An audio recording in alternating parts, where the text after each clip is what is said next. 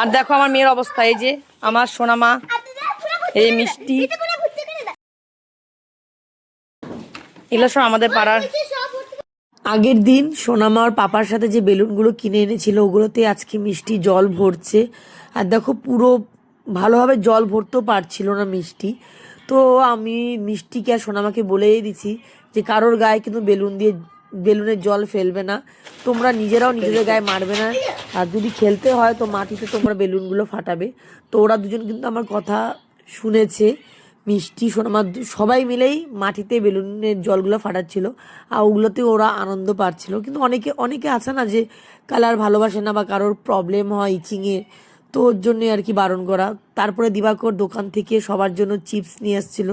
সবাই তো ছোটো না, ওদেরকে খালি মুখে কি আর পাঠাবো, তো সবাইকে চিপস দিচ্ছিলাম আমি। আর দেখো সোনামা তো চিপস খেতে খুবই ভালোবাসে, তোমরা জানো, আর সবাই চিপস খেতে খুব ভালোবাসে। তো যাই হোক, মানে আমার মেয়ে আর মিষ্টি বাদবাকি পাড়ার সবাই বাচ্চাগুলো খুব এনজয় করেছে। বলো, হোলি তো বাচ্চাদেরই। এখন আমি আর দিবাকর মিলে বেরোলাম, যাবো হচ্ছে মাসির ঘরে। মাসির ঘরে আসছি আজকে, দেখা যায় না। দেখো মাসিকে দেখো কি করেছে, আমি রং দিয়ে। আমরা এখন কালীবাড়িতে এসেছি, কিন্তু কালীবাড়ির গেট বন্ধ হয়ে গেছে, অনেকটাই লেট হয়ে গেছে। আর এখন বাজে ঘড়িতে 3:30, জাস্ট ঘরে আসলাম। পুরো আমাদের উঠানটা ধোয়ালাম।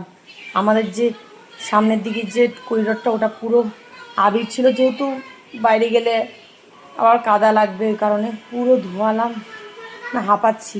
তো মেয়ে তো খাওয়া দাওয়া কমপ্লিট, মা খাইয়ে দিয়েছে। চলো আজকে সারাদিনের ভিডিওটা তোমাদের কেমন লেগেছে অবশ্যই কমেন্ট করে জানাবে। আমার ভিডিও যদি তোমাদের ভালো লেগে থাকে অবশ্যই লাইক কমেন্ট শেয়ার করে দিবে, আর আমাকে ফলো করে আমার পাশে থাকবে।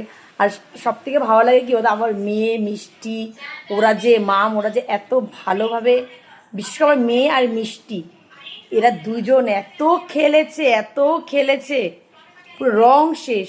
আমার মেয়ে আমার মতনই হয়েছে, মানে আমিও ছোটোবেলায় হোলি খেলতে খুব ভালোবাসতাম, আমার মেয়েও সে আমার মতনই হয়েছে। মানে ও এনজয়, মানে ফুর্তি, মানে এনজয় করতে খুব ভালোবাসে, আমার মতনই হয়েছে।